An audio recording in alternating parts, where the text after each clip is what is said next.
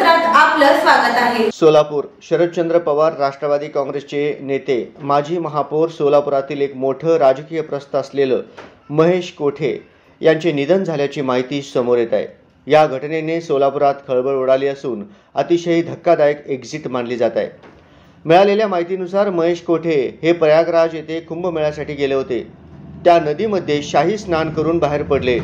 त्यानंतर थंडीमुळे रक्त गोठले आणि त्याच वेळेस त्यांना हृदयविकाराचा जोरदार झटका आला। हॉस्पिटलमध्ये नेण्यापूर्वी त्यांचा मृत्यू झाल्याची माहिती समोर आली आहे। नुकत्याच झालेल्या विधानसभा निवडणुकीत शहर उत्तरमधून महेश कोठे यांनी राष्ट्रवादी काँग्रेस शरदचंद्र पवार गटाकडून निवडणूक लढवली होती, परंतु त्यांना अपयश आले। यापूर्वीही त्यांनी 3 वेळा विधानसभा निवडणूक लढवली। सोलापूर महापालिकेमध्ये त्यांनी महापौर पद भूषवले। महापालिकेतील एक दिग्गज नेते म्हणून त्यांचे संपूर्ण महाराष्ट्रात नाव होते। महानगरपालिकेचा प्रचंड अनुभव असलेल्या नेत्याचे अचानक निधन झाल्याने सोलापुरात हळहळ व्यक्त होत असून अनेकांना या बातमीनं धक्का बसलाय।